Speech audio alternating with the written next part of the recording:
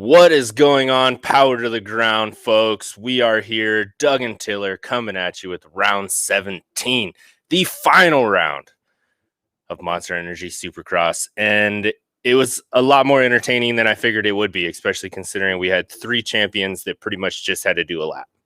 So it's I was pretty excited about it. Want to welcome all of you guys here. Last minute running around. I literally just sat down. Tiller held it down for me, though, getting all the stuff put together. So I'm here clicking your buttons for you. And I guess Tiller does all the hard work without any of the recognition this week. So we are here. Yeah. I mean, we're here, though. We got it done. It's if you are listening to us live, go ahead and let us know where you're watching from. We do like to talk a lot of local stuff. Well, I like to talk a lot of local stuff. I do get around pretty decent, so I might have been in your area. What? Around. I do. Get around. Yep. $2. Find me at the truck stop. Pilot, here we go. Woo, woo. But also, please do not forget, whether you are on Facebook or YouTube, like, comment, share, and subscribe. It helps us out a whole bunch. We cannot thank you guys enough for doing it week to week. We know every other show asks you to do the same thing, but we're power to the ground. It's down and dirty, I guess, with Doug and Tiller. So yeah. We're getting it done. Also, big shout out to Sean over there, Bro Taco Hot Sauce, www.brotacofoods.com. Don't forget to use the code PTTG for 20%. And what did he say? He was riding from Dallas to wherever in Washington or in Oregon, Washington. Dinah Lowrider. Oh. Gonna have one hell of a trip. Oh, yeah. Take your time, Sean. Take your time. That, unfortunately, your back and legs and shoulders are going to hurt before you run out of gas. So if you got to stop, make a stop, man. You're going to want to make some stops, man. I've ridden one of those. Oh, yeah. Also, big shout out to Sunstar Sprockets and Chains, www.sunstar-braking.com. Email the support. Use anything about power to the ground in the email and get hooked up with 30% off. Got a fancy orange sprocket that Justin Starling took to the house on that 450 LCQ. Yeah, he did. Making it look all shiny and stuff, all up under them lights. And then we got the old Z sprocket over here. Also, big thanks to Nova Pro Media at novapro.media. They're the ones that keep this thing all powered up, ready to go, so that I can show up late and just have to click the ones and twos and get on here and talk with you guys. Yeah, while you're checking out all our other sponsors' websites, stop on over at ours, power2theground.com. And I would say jump on there and play some pick'ems, but the season is over, and we are going to talk about that tonight. I have a 250 race that I'm excited to talk about. 250s. We had everyone on the same track at the same time, the way it should be, and it finally happened. And I'm excited. Almost everybody, but yeah, close to everybody. This race was. I think we thought, and I think you already mentioned it, that we thought there was a chance it could be a snooze fest because, I kept looking at the way the championship scenarios could play out, just thinking like, there's got to be something off about this, where there's like something here or there. They kept trying to make it sound like the Cameron McAdoo, Hunter Lawrence thing could really turn out to be an issue, and you're just looking at it, there's just no, it could have happened. A tragic, incident, relatively tragic incident could have happened, and it could have turned into that sort of race. But it just, those three guys were in championship contention because they didn't have any issues all year. So the chances of them like doing something stupid and having an issue on the last day were so slim. But it still turned out to be a really exciting race. Yeah, I had a lot of fun watching the 250s this week. Now, my points didn't turn out how I wanted to. However, And I lost the Jet versus Hunter battle. I feel like I was one of the only ones taking Hunter. But I took the easy route on that one. I will yeah, say, like, I took Jet because I just thought he was going to win. I didn't want him to. I wanted yeah, Hunter to win. I just yeah. I didn't follow my heart on that one. Jet's a gamer, man. Jet is definitely a gamer. I feel like when there is a certain level that needs to be reached on a certain kind of type situation, I think he's probably going to get there. Him and Mosman didn't get into it, which was kind of nice. Like last week, just randomly, oh, he was going to hit me. He was already turned down, guy. You'll be all right. Chill out. I was kind of You know? disappointed when Moseman had his hiccups, A, for fantasy, and B, for the fact that any chance of them having any fun on track interactions were shot down. Oh yeah, I was sitting there cheering on Hunter because I think if Hunter didn't wash out the front and he linked, oh, excuse me, and he linked up with Jet, I have a feeling that would have been a totally different race. I just knowing me and my brother on the same track at the same time, no matter what it is, we're gonna push each other to the absolute breaking point. And I think if those two could have got like showing each other a wheel, I think it definitely would have turned into it might have been a rowdy race. I think they Yeah, would have been respectful, but I think there would have been, you would have saw all the stops come out, you know. yeah. Well, and it definitely would have been. There were still plenty of on track interactions. McAdoo and Hunter Lawrence Oh had yeah. they at Yeah, least they had were rubbing on one, each other a if little not bit. two. Yeah, um it was still a good race watching Jet catch up to Colt. I was looking at lap times right before we started again. I didn't have a chance to really sit down and look at those again because I was watching the race. I don't think they were trying to make it sound one way or the other, but I think it was easy to think like, oh, Colt just got out up front. He was running with it and then slowed down and Jet caught him. And not to say that Jet wasn't catching him, but Colt really didn't slow down that much. I think it looked No. like Colt had one or two laps where he like did a couple slow ones, and that's where Jet really caught up to him. And then when Jet started getting aggressive with him, Colt just was like, "No, Yeah. I don't need to." And then after that, Colt just slowed down when he realized that nobody else was really close to him a little bit. But it wasn't until then I think it looked like Colt made he was going just as fast as if or just as fast, if not faster than Jet, until he slowed down 1, 2 laps. He had 2 slow laps, maybe because of lappers on the short track, and then Yeah. that's where Jet caught him. And then after that, he was like, it's not worth it," and just So kind of went with it. Nichols and Cooper. Well, Hunter pushed Cooper way out on that start. That was That kind of was funny to exciting. watch. Yeah, that Yeah. was yeah. Oh man, when I saw Was that that, the heat? I was I just think it rubbing my was. hands. Yeah. But both Nichols and Cooper, they both had that you got to finish or first you got to finish first type of mentality, man. They Hmm. rode smart races. They let everybody else battle it out, and it was a good battle, man. I was pretty excited. Oh yeah, for sure. Yeah, you can't give them any bad rep on that. And so what was it? We ended up with for just the top five was Jet in first, Colt, Hunter, Cameron McAdoo fourth, Seth Hamaker fifth, or Joe got sixth. And I think I even told you when we were talking about pick'ems and stuff that day, I had embarrassingly left Joe out of my top five, and I'm glad I kind of accidentally forgot him because if I would have remembered him, making my top five picks would have been harder. And even then, it was still hard enough as it was to pick a top five for this one of who I Yeah, really that's thought had a chance of getting in there. so I definitely picked him. I think I had him like third, but it was he just got a bad start. It seemed like, and I'm not going to say the track was one line because there was definitely some decent passing opportunities, and we got to see it. Like what was it during the heat when Roxon did the whole tail slide underneath to dive under, going back across the start straight?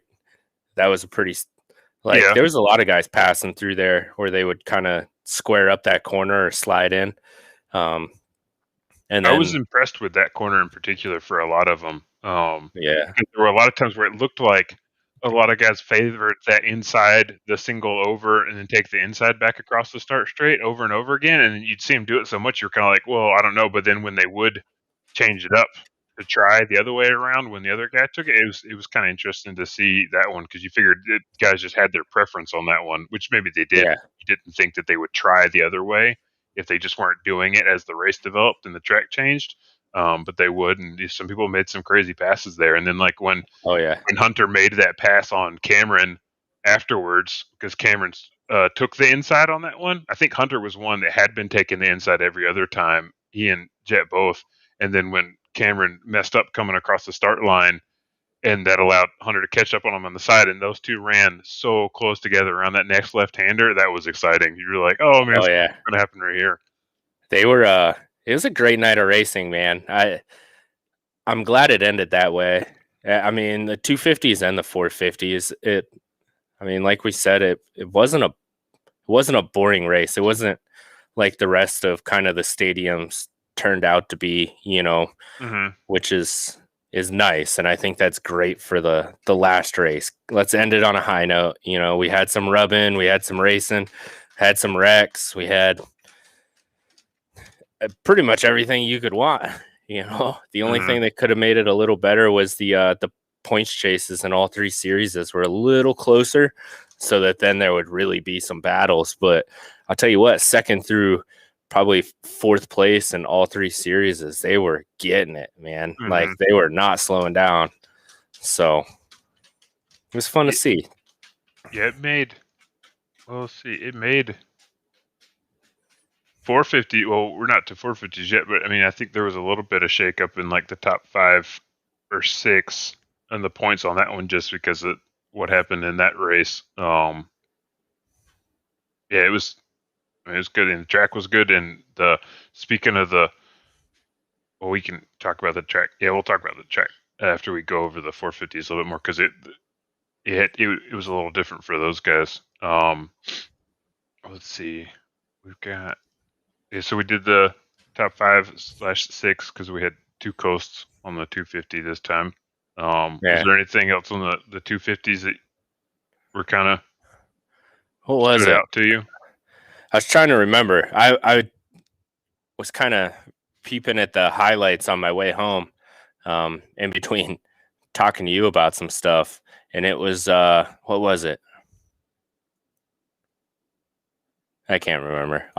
We'll probably talk about something else, and I'll remember it, and I'll be like, oh yeah, I remember what I wanted to talk about. I remember now. Yeah, because that's just the way my brain works. But it's yeah, I mean, the 250s were great, and it was a great example of why we need to stop splitting up the talent, man. It really made it fun to watch, and I was sitting down in the studio with my buddy Jason, and we were actually recording music, and I was trying to pay attention to what he was doing, trying to pay attention to the races on my phone in front of me at the same time, and we ended up watching the races for quite a while, and then kind of recording in between because it was entertaining, so it's yeah, I don't have much else to add except hopefully they put them together again. Mm-hmm. Like, I don't know, bring back a 250B and run them separately. Not that any of those guys are B riders, maybe a B rider at that caliber, and at least give them some time to get out on the track. Maybe run them like before the night show even starts. Mm-hmm. But it's just to give them some spotlight for the teams that are already there. I don't see what it could hurt because they're just gonna destroy or tear down the track and rebuild it before the night show anyway. And between we have like usually 3 hours in between the end of qualifying and the beginning of the actual night show. So, Mm-hmm. and I mean, we've both been to races. There is literally nothing that happens in those 3 hours. So Yeah, there's definitely some killer downtime there, and I think even if they were stuck on having to have 3 hours for a night show on TV, if everything really was just being worked backwards because this is all we have on TV and we got to figure out the whole program for this reason, there's still plenty of ways you could reorganize All they have to do is drop in like the 250 races and the 15 minutes that you have in between 250s and 450s, or even just like a quick highlight video, Mm-hmm. like to me, it would work out twofold because A, you're giving those guys a chance, not necessarily for TV time, but you're giving them a chance to actually show what they can do with what they have to some of the larger teams that are there. If you combine the coasts, and if you do combine the coasts, you have all the talent together. Like Mm-hmm. I say it a lot. There's no lack of talent or entertainment in the 250s when you get them together. Why not showcase it? Make the whole series fun to watch on TV for new people, not just people that are like, oh, well, I think Nichols will beat Cooper on the East and West because of this, this, and this. And then we only get to see it one race, Yeah. like, Yeah. There's a lot they could do in if they still wanted to run 4 250 races over the course of the night program. There's still a lot of ways they could do that, and you could do it a lot of different ways too. You could have a 250A class where the top guys run all 17 rounds, and then you could have yeah, a B, like you said, or a support group. The privateers who we know are already running seconds off the lap times. Have yeah, them split up. Let that be another step up, because I really think they're doing a huge disservice. Granted, these guys can train all they want, but they'll say it all day long. Races are races, and if you're not racing 17 races, all of a sudden you jump up from a 250 where you're running 9 races because of the combos, or maybe a little bit more depending on the season. yeah. Um, a 9 race series, and then in your main event you're running at least 5 minutes less, and then all of a sudden next year you've got to double that and do more time at the ones you are running. Like, Oh, you're yeah. you're not setting any of those guys up for success on their first year. You're just Plus, it's a bigger bike, more power. Not like those guys on the 450s aren't afraid to bang bars with you, even more than the 250s. They're just a little bit better about not knocking you over unless they absolutely want to, yeah. you know? Yeah, I think So it's, separating the classes the way they do is too big of a separation for saying like, oh yeah, these guys are pro, and then all of a sudden next year been like, well, just kidding, Colt. Next year now you have to go around 450s because you're done yeah. here. Like, good luck figuring that class out next year. Yeah. And the Hopefully way you they have 3 years to put it all together, you know? Yeah, exactly. It's just not.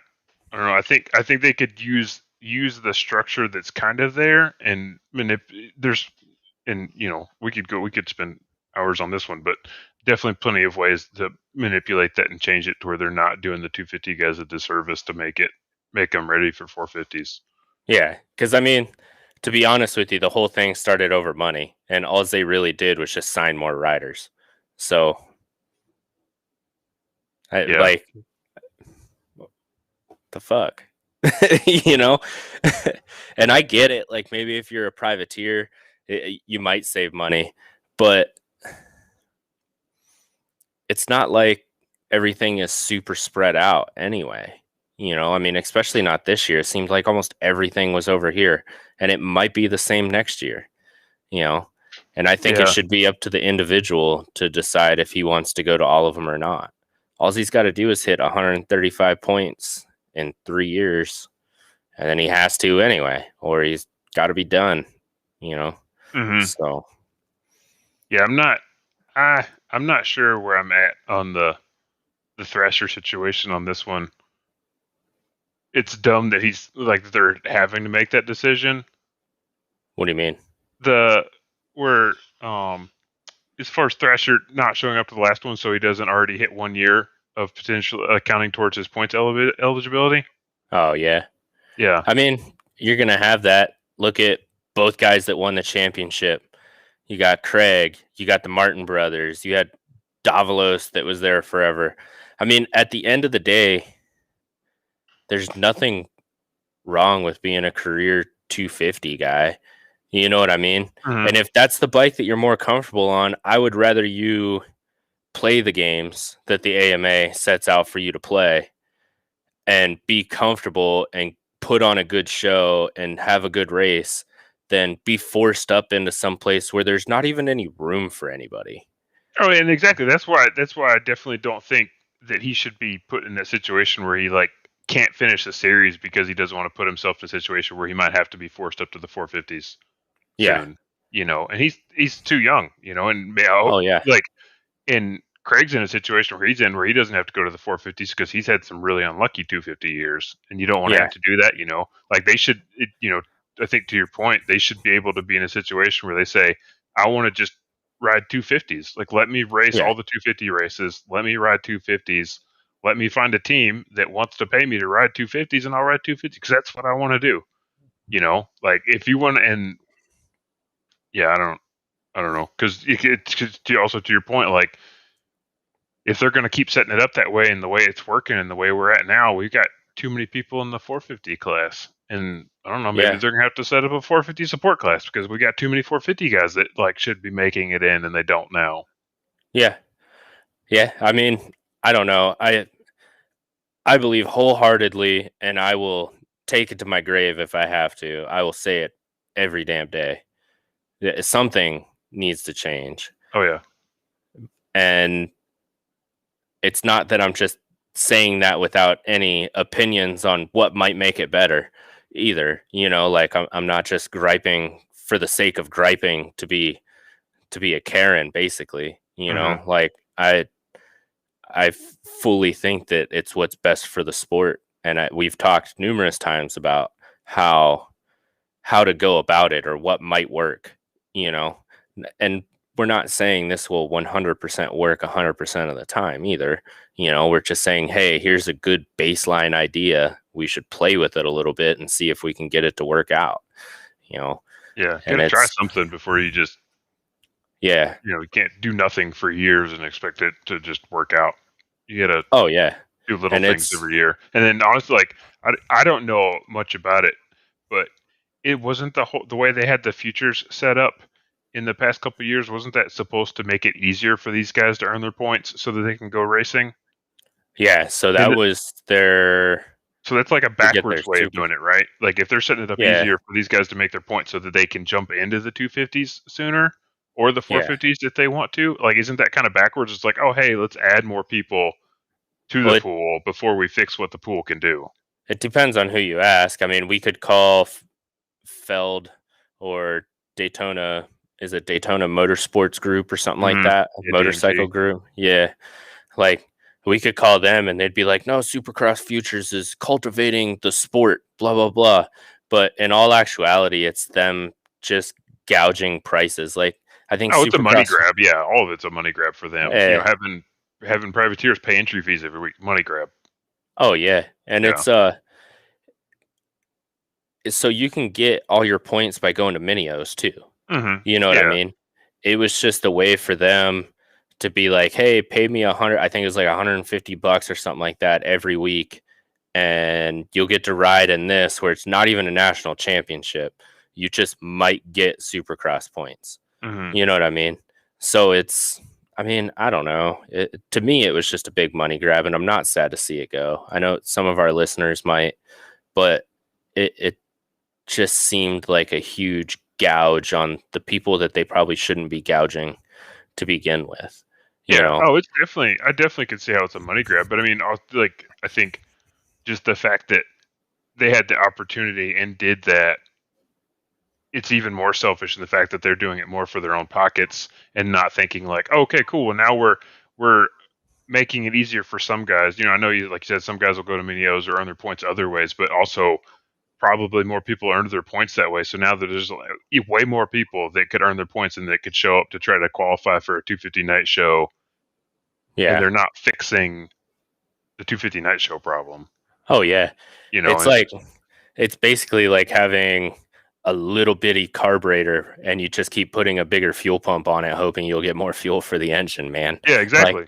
it makes zero sense to me. I don't know. I don't know. I'm not a smart man. So I mean, I don't know. I can talk about this stuff at nauseum, man, and we still got 4 weeks to fill until the Yep. outdoors. Yep. So All let's right. save some of our crazy talks for that, man. So we're temporarily done with 250s for now, Yeah. and we just jump to the 450s. Yeah.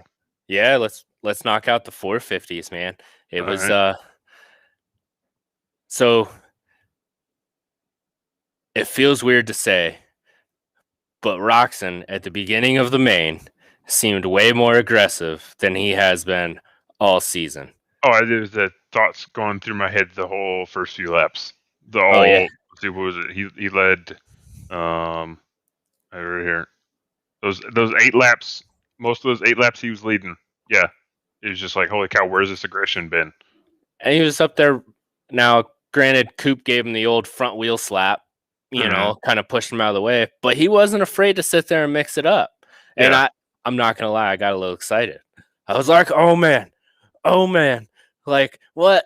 They're rubbing bars, like he's pinching people, like what is going on? Yeah, it's And the then stuff that we wanted to see weeks ago. yeah, and then it turned out that it was all for naught anyway, because he went from first to 10th somehow. I Yeah. don't know. The And opposite then drive. the other thing that I have not been able to figure out is what happened to Anderson. I heard rumors he got black flagged for him and Barsha going at it, but when we were watching it, it's not like those guys were being dirty. Like they were just being themselves. They were respecting each other, but they were racing each other hard. So I don't know where this could have happened. Like It did was he? the press release. They read the press release. It was a really like vague way of him saying he was sick, like he encountered a situation that wouldn't allow him to finish the race, which is Is that what it and was? yeah, everything I've heard was just they were just like he just got sick. He was Uh, once he got passed by Barsha, he was like it's not worth yeah. I mean, it's those not worth dudes were finishing it up. definitely wasting some energy going back Yeah, and forth like they I were. mean, I know we've talked about like we've seen races at the end where Eli's seemed winded on the podium and Kenny seemed winded on the podium after a heat Oh race. yeah, Dude, Anderson on that heat race podium just sucking wind. winded. Yeah, Yeah, the most. It has to be. I don't know. I don't think we could objectively measure that in yeah. after the fact, but he was just Well, sucking air on the podium or there on is the well, I don't want to call it the podium, but on his heat race oh yeah, interview for the win. there is so little doubt in my mind that the pace of these races has increased so much that some of these guys that have been doing it for like a really long time are definitely feeling the pressure of the guys below them. Like, look at Sexton and Jalik Swole and, Thrasher and shit. What's the other kid? Valhallen. Mm-hmm. They're all fast. They're all fast. Sexton, it just kind of out of nowhere. It was like he was born on a 450. Like he's Yeah. got to have one of the quickest turnarounds for like, hey, 250 to 450, And I remember seeing him at Loretta's last year. I think it was his 450 debut, and he looked good out there too. And it was like his first race. It looked like he'd been racing 450s for a long time. So when you're dealing with young kids, and like I have to race younger kids too, like 16-year-old kids, man, and they have more energy during like the 2 or 3 hours that we're out on the track than I do all week. So like I can definitely feel it. Plus you got the altitude at Salt Lake City. Yeah, and Anderson's one of the ones that have been the most vocal about the altitude messing with him last year. Oh yeah. And this year going into it, like last weekend, he was in and out, just so he didn't mess with him. Oh yeah. Yeah, I'm sure that's that's hashtag deep field conversation. He was what Barsha finished in what position did Barsha finish in? 7th. If he and Anderson, if they were really battling that hard at like 7th, 8th position, how many years ago were people battling that hard? Championship winners battling that hard at 7th, for 7th place at the last round. Well, that's what was it? The second 450 heat when the top 6 all finished within like 3 seconds of each other. Mm-hmm. Like what? That's the racing that I love to see, and I know most of our fans love to see. But at the same time, like it's got to be hard on those guys when you're doing main event pace during a heat, and hopefully you make it, because if you have to go to the LCQ, now you have 0 break. Yeah. So and a I mean, track like that, there's not a lot of Not a lot of breaks for breathing either. No, maybe just the start cross where they're kind of crossing the start chute, and even that was short. Yeah, because So, even some of those 180 turns, those weren't. There was a lot of action going on when those guys were in battles. Those guys were on each other in the ball turns even. So yeah, it was the place oh to take, yeah, a breath, but not the place where you got to take a breather. no, no, and then like I think they only had one purpose built triple, so that'll Mm-hmm. give you a little bit, and then the start finish line. That's really all. It's really the only places that you had if you were battling with somebody where you could kind of, all right, here we go again. Yeah, and even that finish line, man. The Hondas, the 250s and the 450s, except for Kenny. You land the start finish jump, and they were all just holding their breath, flying Oh over those yeah, whoops. watching those, Holy watching cow! that the whole team go across those whoops. You were like, what is going on with these dudes? They had rockets And on their bikes, man. uh, it was they were easily the fastest couple of guys through those whoops. Like they didn't even care. Yeah, Just full, just pin it to win it. We're going every lap that they could and making other guys look like fools going through there. It yeah. was pretty Jet, great. Hunter, and Chase. There was both of them, or all three of them, were just Oh yeah. flying over those whoops. I'm sure like Kenny maybe had his moments, like having fast times, but we never got to see him fly past someone on Like the they weren't whoops. even moving. Yeah, Was it Jet when he passed Nichols? Was that what it was? Or no, Sexton. Was it Sexton? Can't remember which one. One of those red bikes. I can't When he, remember. They just happened so many times. yeah. Well, this Like when was. I Hunter think it was was getting for close the to lead. Cameron. Yeah, Whew. I think this was for the lead of the 250. Might have been one of the heats, but they just landed and they were. So the first place guy was at the beginning of the whoops. They landed and they were at the end of the whoops the uh before the leader was even like 3/4 of the way through the whoops, man. Yeah, Like it was insane. every single time they were just flying. Um, and Coda coming in clutch, telling me it was Sexton. That's I tried cramming on my way home, man, to try to remember everything, and I well, can't. Thanks, I've been, Coda. I'm watching them again right now, and I was watching them this afternoon, and I can't remember which which pass was which because there were just so many Hondas passing people Oh on the yeah, whoops. yeah. Mookie and AP were getting through there too.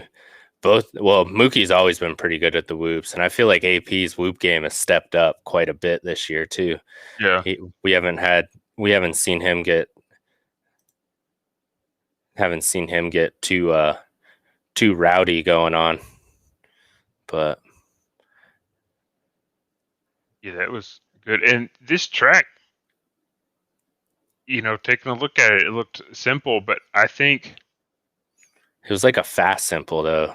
I think after this year, I know they had this track design built out, but there's numerous times every year where they build out a layout but don't necessarily keep a rhythm section the same way, right? Yeah. So I think having sections like that long rhythm in this one, the Arlington Dallas, whichever one you call it, 3, that one rhythm after the whoops in Atlanta 3, you look at them, they're so simple, but what they Mm-hmm. do is allow for just enough variation. And what I saw in this one was some of the jumps, probably on the first half too, but the second half were just steep enough that you really had to get it perfectly. And there were guys plenty of times in this one, because it's long enough, you can watch them go, to where there was um, maybe right before or after one of the tables on the second half of it, to where if they didn't get that landing just right, because it's short between each one, there weren't crazy high jumps, there wasn't anything odd, it was just jump jump table, jump jump table. Oh yeah. If they didn't get it right and the other guy did, all of a sudden they could go in to that gap between a jump and a table side by side, or relatively side by side, but if the other guy got the angle right and the timing right on the landing, they came out at least a bike and a half ahead to Oh make yeah. it crazier into the next 180. And it was, you look at it and you're like, oh, this is going to be boring, but then all of a sudden you start seeing them do it because they got the jumps just right on the angle just tricky enough that all of a sudden that rhythm section turned. There were plenty of times where they came in side by side and you didn't know who was going to come out in the head. Yeah, and those tables had little lips on the backside too, Mm-hmm. which will mess with you on the like the landing side when you're trying to bring it in like perfect, you know. Yeah. And that's old Smoker McIntyre. Marv looked better in the whoops. I agree. Marv has, well, me and Tiller were just talking about this too. Old AC's driving the struggle bus, but luckily he left Marv off a couple stops before the end of the season. You know, Marv has really come back around in the last 2 or 3 races, and I'm happy to see it. You know, confidence will do that, man. You win a race, and all of a sudden you're like, oh wait, I forgot I can ride. Been doing this forever. Yeah, he's definitely a vet, 100%. That's old Coda talking about Sexton making up 2 seconds in one section, and he's gonna post the clip in the Discord. If you guys are on Discord right now, hop on over there and see the clip that Coda's talking about. If you're not on the Discord, jump on Power to the Ground podcast Facebook page. Holy, I just watched it. Yeah, and Jesse has it pinned to the top. I can't throw it up on the screen, otherwise YouTube will have a conniption, dude. So this is nuts. I'll catch it after. It's wow. All right, I gotta watch it. Yeah, you just everybody take a second. Right. Go watch it. He just. Yeah, this is the one I was talking about. I was having a hard time remembering that because I was sitting there looking at it. I was like, no, wait. Like, when did Sexton pass Cooper? But then that was part of just why that race was exciting, because they were having that back and forth for a minute. That was, yeah, it was exactly like you described it. Cooper was far enough ahead, and Sexton just came in, landed that backside perfectly, and just flew through those whoops like he had rockets on it. He was almost looking like he was going fast enough to scare himself in that, dude. Like, you just see his butt all the way over the rear fender, like, oh God, hold on. Yeah, he was like, I'm glad this isn't sand. Just oh man. Jesse's also gonna hook you guys up. That's not on the Facebook. He's gonna put the Discord up on the website if you're not down with the Book of Faces. So he's gonna throw a link up on there. So Jesse always looking out for the well, we brought the jugs back, dude. So I guess everybody that listens to this is juggies, dude. It's not just me, Sean, David, and Jesse's mom that I can't quite remember her name, but yeah. We were telling you about the juggies from back in the day, man. That was great. But it's I forgot how many laps that Chase ended up leading for that race. Chase was on fire, man. I knew he was good. I just forgot he led 14 laps. Yeah, the whole time. He's gonna be a contender, man. Just as long as the sand sections quit. No more sand sections. Right. No more sand sections. I think his biggest thing hopefully that doesn't kill him in outdoors, but I think he's just fast, man, and sometimes he doesn't check up quite enough. He just lets it ride, and he's still young too, man. So he can take a couple shots like he did last year. Yeah, so it's so hard not to think that, like, it's just so funny that, of course, the guy that's just going so fast and sending it and losing it is being trained by none other the guy than that did the same thing. Yeah. So it's like either their personalities just happen to work out and that's why they're working together, or you're just like, I mean, I don't think maybe it's James's real philosophy is just to pin it and see what happens. I don't think James is trying to teach Chase that. I definitely think it's a thing of personality. Yeah. I don't like, how do you, there's a lot that goes into that, man. Like, hey, just reach up in your brain and turn off every fear that you have, click it into fourth and hold it. Yeah. You know, like, I don't think it works like that. I'd be like, what? Like,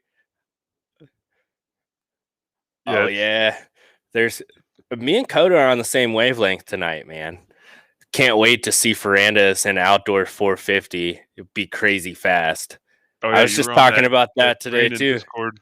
Yeah, that's I feel the same way. I love Ferrandis outdoors. I like the European style, like with Marv and Ferrandis, and then every once in a while you'll get what's his name? Rode this Antasy. I can never say his Fancy. name. Yeah. Yeah. You'll get him where he'll just catch that flow, man. And watching those European dudes, the way they can keep their rear tire on the ground no matter what is awesome to watch. You're like, how do you? Putting it down through the pegs, the front Yeah, wheel up, like yeah. make it look so easy. And you're like, it's not that No, easy.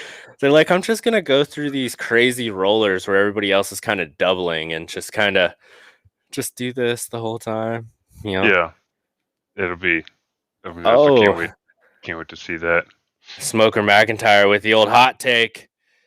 Sexton will be fighting for a championship next year. So I put Sexton as a top 3 guy, most likely third, but I could definitely see him fighting for a championship. In Supercross?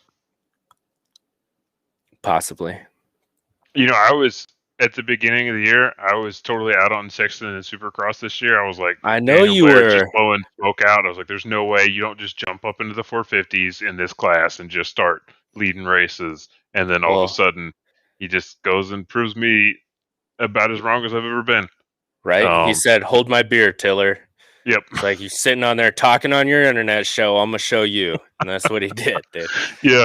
I mean, yeah. And I'm not even going to say, well, look, he didn't finish the season, you know, with all the races. He got hurt. I don't care. He went faster in the races that he was in than I ever thought he was going to, period. So I've got nothing. Oh, I've got yeah. nothing for him. So he definitely did surprise me this year with Supercross, though. Yeah, he I think really Supercross, did. he's going to, yeah, if he doesn't get injured, like Coda said, I think Supercross, after seeing him this year, if we can give the whole, if he doesn't get injured, AC clause, then yeah, I think he's going to be a real contender. He's got, or at least even if he's not a contender, he's going to be up in the top 3 enough times that he's going to mess with the championship points. Yeah. And that's Coda brought up a good point too with another young kid. Old Max Vahalan could go top 3 this year too. Yeah, in the 250s, yeah, depending on what well, no, not depending on what coast he's in. I think 250, whatever coast he's in, he's a reasonable top 30. I mean, the speed he came out with this year and that accident he had, I think that was a freak accident. I don't think that was a dude. That was right in front of me, and I could not figure out how he did it. And I went back and watched it. Couldn't figure out how it happened. Like that, it was just a racing wreck, you know, where it was that Murphy's Law thing. Like, oh, you're doing good. Here, catch. Mm-hmm. You know, like that's. But the kid's got speed. His dad had speed. You know, like I can see him coming out. I can see Chase doing real good in outdoors, though. Like going back to the 450s, I can definitely see Chase. Watching Chase last year in the outdoors on that 450 and being at a couple of the races to be able to watch it, like, man, that kid's fast, dude. Well, yeah, he finished 60 points off the lead. Yeah. Last year, and there were 2 races right off the gate where he got 8 points one time and 1 point at Loretta Lynn's 2. Yep. Like he was in the rest of the races, he was up there battling for us. So I think after 18 rounds, 2 bad ones and only being 60 points out for his first year in 450s, that's not bad at all. Dude, watching him at Loretta's though, like I can't remember what happened. I think he dropped it in a corner. The mud race is obviously that's just a mud race. Yeah, but Loretta's won. He was fast and something happened and I can't remember what it was. I could be completely misremembering though. No, it was like, the first moto Loretta Lynn's won. He only got 8 points. Yeah. Something bit him. Yeah. I mean, but I remember watching him. First race on the 450s and outdoor to come back and still get a points paying spot. Oh, yeah. After having an incident in your first moto in the mud. Yeah. Well, I don't think Loretta's one wasn't real muddy. It was hot that day, though. Oh, my gosh. I thought they were both muddy, and one of them ended up drying out better. Oh, no, that first one. That was the first one you were at, right? It got, like, muddier the day before or something, but, like, the day race, it was actually closer to normal. Because we were pulling out a bunch of cars with tractors, dude. Like, And I was in my wife's MDX, and I just remember turning to her, and I'm like, when we come down next time, we're bringing the truck. I just going through the mud holes, just leaving it on just giving it the wood, man, just all Yeah. the way down, just. But yeah, there Little was cars drops getting pulling you stuck through. everywhere. But it was, Yeah. it rained like the whole week before, and then it stopped like that day. But it was so hot and muggy. I remember thinking, like, it's early in the year. Why is it this freaking hot, dude? Mm-hmm. But it was, yeah. So that one was a normal-ish race besides being at Loretta's, but Yeah, it wasn't as muddy there that day because I remember you sending photos of the race where you were standing over the. It was that just, section where AC went down too, wasn't that right where you were standing? dude, so many people wrecked in that section. So they came, it was just before the start finish where they had the chicane, but it was just over the tabletop going into the sand section where the little swamp is on the other side or across the track from the creek. Mm-hmm. If you've been to Loretta's, then you might know where I'm talking about, but it's just before you get to like all the vendors and stuff like that. But it was, so I was sitting there just because when I go down for amateur week, that's where I like to be because dudes are usually hauling it and you can see a lot of bike control going through that sand. So I like to stand there. But it's, that, and every once in a while you'll catch somebody that tucks the front wheel and ends up in the little swampy pond. So That'll happen. That'll happen. yeah, so it is, that's where I was, and it helps that that's where they put some grandstands at too, and I like to sit. So Who doesn't? Who doesn't like this set? and then so I was standing there, and then we had, when I was at Iron Man last year, we were up on Godzilla Mm-hmm.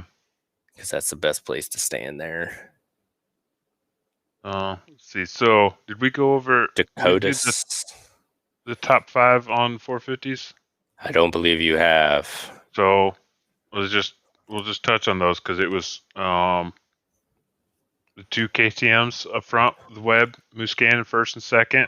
Chase Sexton, we already talked about him. He's pulling off a third. The final round's pretty exciting. And then fourth and fifth, the Yamahas of Dylan Ferrandis and then Malcolm Stewart, top 5. And then honorable mention, the guy I've been impressed by maybe the most just in general this year, like on track and off track, Joey Savacci. He did. Yeah. He qualified really well last week, which qualified means what it means. And then just had that one little slip up at the beginning of the race, and then charged hard through the pack at the end of it. But I think off the cuff without like looking at stats, just gut wise, I think my favorite of the most improved group this year. Out of But the not including privateers, I think Savacci's been my most favorite to watch improve over the year. He's been a solid 11th to 8th place, I feel like, which isn't bad. That's I don't know. If I had to give, which we'll go over all this when we do our season review thing. His average finish was 10.8. Yeah, see, so like 11th through 8th. It's but it's my most improved would have to, not just a rider, man. I'd have to give it to the whole Star team. Like those dudes came out swinging this season. They backed up all the talk. Yeah, it would have sucked if they didn't back up all the talk of the changeover, but every single one of them did. Well, even when Brandis had his bad nights, he was like, "No, guys, I can still ride." Yeah, and it's a lot of his bad nights tonight were his own doing, though, where he would just get a little whiskey throttle or come in a little hot, like riding it like it was still a 250, you know, keeping it all wound up. But it's oh yeah, all of his bad nights were his right hand's fault. Yeah. But it's you figure 2 out of the 3 guys, which Mookie, we still don't know if he's going to come back and run for Yamaha next year. We were talking about that today too. That was only a 1 season deal, not even a 1 year deal. I mean, Supercross is done. Mookie's done. He's not on a blue bike as of right now. So it's you figure both Plessinger and Ferrandis did great under that Star program. So they're going almost back home, back to what they're used to. And I think it's really shown. You know, I mean, we just talked about Ferrandis having a couple off nights, but that's still a pretty big bike change, especially in Supercross, man. I mean, you're talking almost twice the bike. You're still the same size guy, Mm-hmm. and Yeah, for I him to mean, come out on his first year in the 450 class in a team that's, I mean, same team for him, star team, but that's a new 450 program for them, right? yeah, It's a unique bike. So it's, I mean, it's still an upgrade either way you look at it. And for him to finish 7th in the championship, not bad. no, I mean, he technically, I mean, you can say what you want about Marvin's bad nights and off races and Jason's bad night that gave him, gave Dylan 7th place. He's finished above Jason Anderson, 2018 Supercross champ, and Marvin Muscan in the championship points Yeah, in his he's first like year. a world champion. Marv's Yeah. a good rider, man. So, yeah, I mean, well, and all three of those star guys, they all finished almost right on top of each other in the points, I think, Oh, if they I'm did. It ended up remembering. because of Anderson's bad night last night. They all finished 5th, 6th, and 7th with AP, Malcolm, and Dylan all within just under 30 points of each other. Yeah, like that's pretty cool, man. I Mm-hmm. I'm kind of interested when the last time that actually happened with a team where they all just kind of bloop bloop bloop. You know what I mean? Like Mm-hmm. at least their banquet's going to be quick. you know? Yeah. Well, I mean, that's an exciting thing about them too. Is that how often do we get 3-person 450 teams? Yeah, Like when we're and talking all of like them to the, be the that factory equal. team, not like Yeah, Red Bull and Rocky Mountain with like KTM riders. We're talking, yeah, we don't get 3-person teams that often. yeah. And then for them all to be equal and be racing against each other during like the seasons, like side by side, bar to bar, quite often. Like watching Mm-hmm. Mookie and AP in Indy this year was awesome. I mean, obviously until Mookie wound it up in the whoops or whatever, but watching them all kind of battling back and forth there for a while was actually really cool to see, man, because you can definitely tell that they know each other's tricks and stuff like that. So it'll be fun to watch, man. And I don't know if they're gonna bring back a third person, but if they do decide to give Mookie another shot next year, I think it the only way up or the only way to go is up. So I can't see it being bad. I mean, he gelled with that bike and that team pretty well. Yeah, it'd have to be. I mean, it's all going to be purely based off of financial data we'll never have access to, and it's all just speculation, on our end. And that's the unfortunate part is, let's say the AP's gone, Jason Anderson in thing is true, right? No, If that's the case, you keep that blasphemy to yourself. if that's the case, if that were a thing to happen, Jason Anderson's not going to be cheap. He might No, not be as expensive because, obviously he's up at Husky and he might end up back at Husky or whatever that thing. But if they yeah, brought him in, he's not going to be cheap. I don't know, maybe it's we don't bring Mookie back for whatever. But then also too, if he really is Supercross, they don't need to make a decision for another at least 6 months. I yeah. mean that was the exciting thing about Mookie. I remember these thoughts going through my head Saturday night, watching him finish where he did, knowing that he was going to be 6th in points. I remember we were sitting there over the winter, like seeing Mookie's posts every week, like thinking, like, holy Oh yeah. cow, like what model KX is that he's riding? That's not a new Why is, bike. Why why is is he he on a on a KTM? 2019? Yeah, yeah, exactly. Like, why is he on a KTM all of a sudden this week? Like, he didn't have logos on. He was literally out there. He clearly had no idea what he was doing for the season. yeah, And for him to come in out of nowhere and get 6th in points at the end of there on a new team on a bike he had no experience on, yeah, that's cool.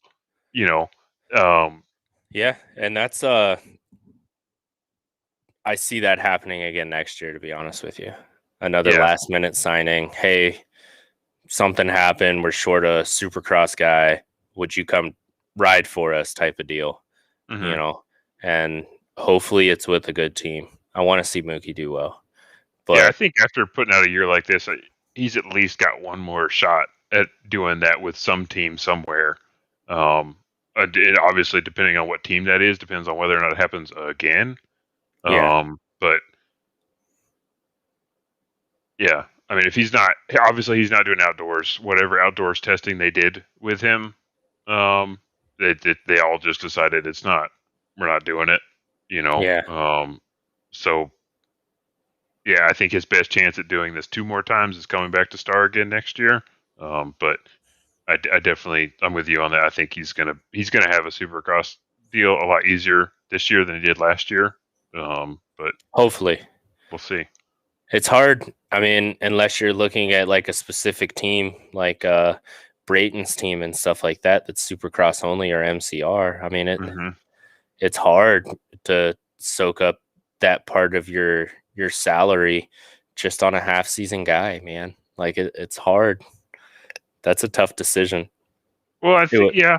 I mean, I guess I don't. Like I said, there's a lot of financial stuff about it that we could speculate on too. But I imagine that part of the attractiveness to Mookie is it's Mookie.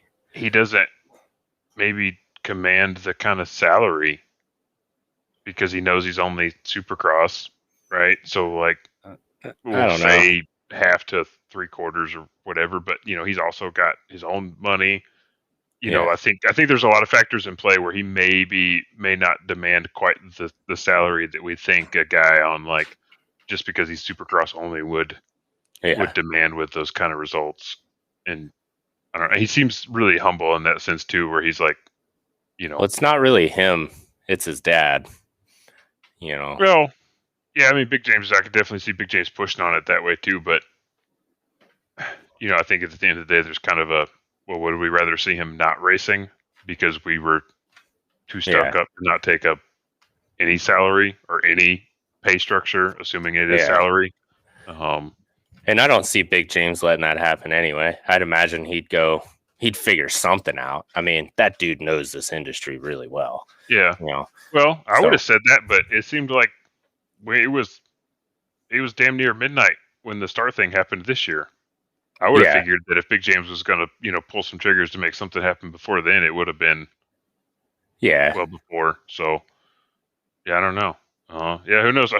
Who knows? Maybe. Like Smoker said, maybe Mookie doesn't come back and turns into the fishing thing. I think that's why he doesn't. I mean, he's been really open about not enjoying not doing outdoors because he likes doing other stuff. Well, you He got. also can't remember he failed to hydrate properly and went into kidney failure from heat stroke a Mhm. couple years back, and I think that's the big reason why he you know, doesn't like it. And if you've ever been a heat casualty, then it really sucks. Like it really messes with you. So I mean, Yeah. I can't 100% blame him for that. But I mean, I like fishing too, but I like racing more. So Well, I mean, I'll put my dirt bike he's on in the a back of the situation where he bike. gets to do both. Yeah, I don't Fish. make money racing. I just spend money to race. So Yeah. that's and I spend minus the machine, man. I probably spend about as much money on my fish stuff too. So it's like Hmm. on a week to week basis. So it's uh, I don't know. I can see it. Mookie's fast, and I like watching him race, man. So I really want to see him do outdoors. I want to see him give it one more shot. I really want to see him. I want to see him go for like a whole year. You know, I enjoyed watching him when he was racing 250s outdoors. He's he's good at outdoors, just as long as he has Hmm. the fitness. So I think if this were any other year, not no COVID issues, I think he'd be on the Brayton program this year, no doubt. Stay yeah, Supercross fit, do the Brayton program, come back, and he'd be way more ready to jump back in and do a Supercross deal with somebody next year, and it'd be good to go. He'd get the best of both worlds. He'd be like, screw outdoors. I'm not. That's just not me. It's not what I do. Um, yeah, and rock and roll.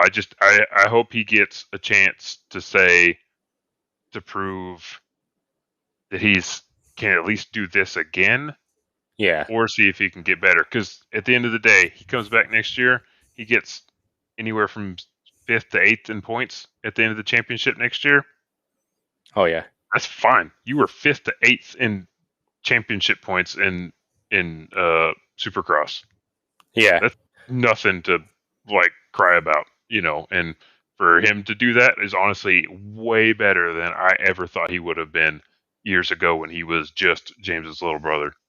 Shit, last year when he was still racing for MCR, man.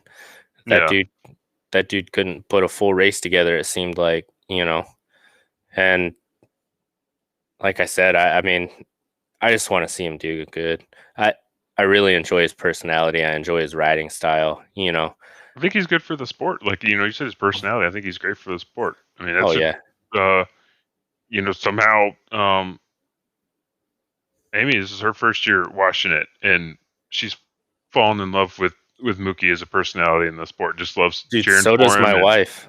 yeah, just it's got we need personalities like his, hanging out in the sport for some of the new people. Oh yeah. Yeah, So, no, I mean, he's definitely a fun guy.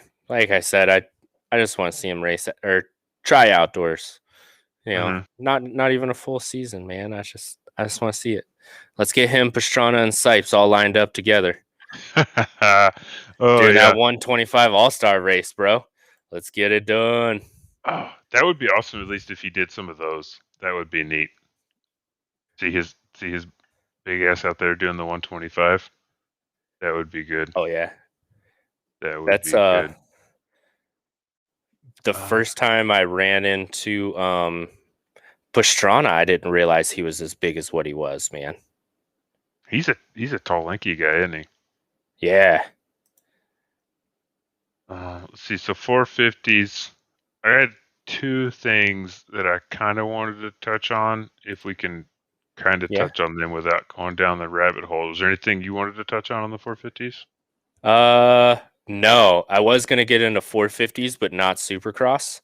Um, the Hmm. Hoosier was this weekend, so Okay. Well, we can jump it out. We'll save both of these maybe for deep dives in the 450 review, the season yeah, review we do. yeah, But after watching this race, keep it this first question, keep it as short as you want to, knowing that we can talk about it later. But I was 50-50 on this question, going back and forth every day, every time I talk about it. But after watching this race, did Kenny lose this championship or did Cooper beat Kenny? trick question. The answer goes both ways, dude. It's like a good prom date. So I think it's a combination. I think Cooper is hungry. We all know that Cooper is hungry. Cooper just wants to win. Mm-hmm. Cooper doesn't care about anything else.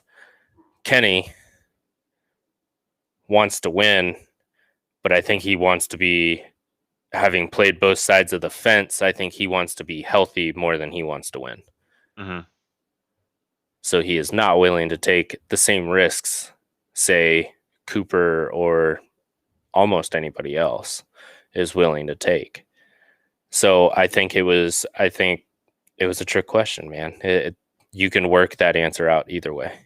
Okay, no, that's a totally acceptable answer. It doesn't have to be a black or white, one or the other. Yeah. It also helps to know that I'm not crazy and arguing with myself about it every other day. Because yeah, I mean, Oh like I yeah. said, we can deep dive into it with examples of why later, but Yeah. it wasn't until this race, and even now that I'm thinking about it too, again, it was after watching that race, I was really starting to lean one way more than the other for the first time, and Yeah.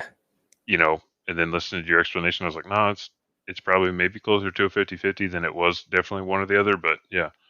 Yeah. I And would probably then do like 65-35 type deal. Cooper's just hungry, man. I mhm, think Cooper would have did whatever he had to do to win. yeah.